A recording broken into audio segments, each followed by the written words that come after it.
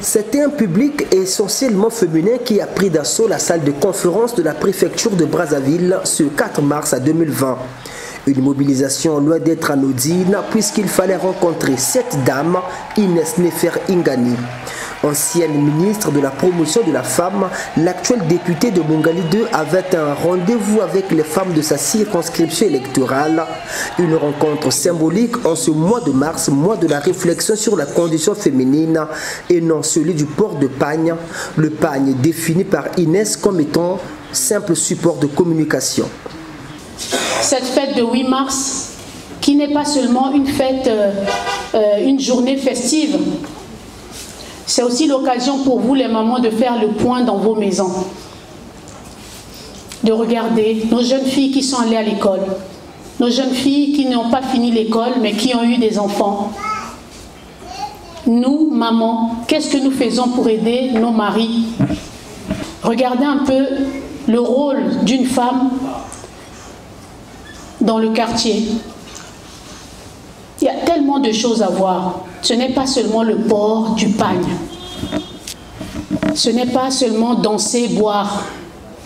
Ce n'est pas tenir tête à nos maris. Mais le 8 mars est une journée de réflexion pour les femmes. Sensibiliser la gente féminine sur le bien fondé de la journée internationale de la femme, c'est la tâche qu'Inès Nefer Ingani s'est toujours donnée. Et pour faire encore plus, la présidente de la coopérative de Mungali s'attaque aux maux qui gangrènent sa circonscription électorale et tout son arrondissement. Ces mots ne sont autres que le banditisme, les hôtels illégaux et clandestins, la prostitution juvénile et toutes ses formes, à l'instar du proxénétisme.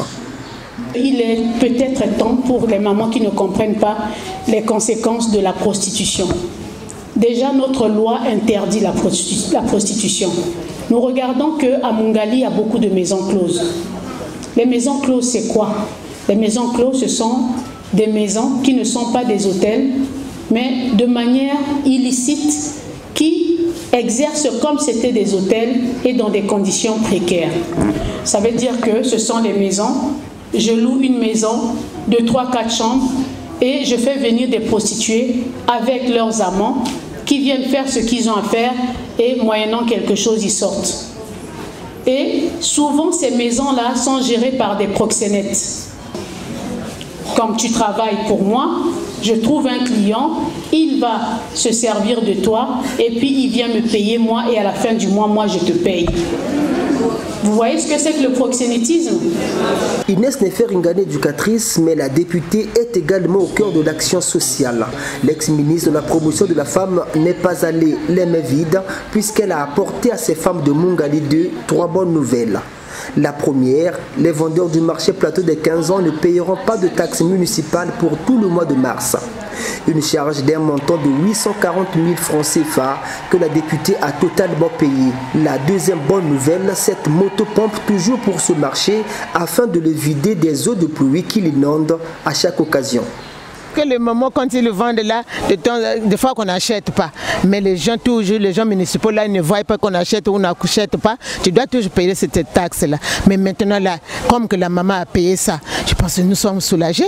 Nous sommes soulagés. Soulagement pour ces vendeurs, mais également soulagement pour toutes les femmes des quartiers 42, 43 et 44 à qui Inès Nefer Ingani a offert des pagnes estampillées Journée internationale de la femme. Ceci pour le défilé spécial cet événement que 100 femmes de Mungali 2 participeront.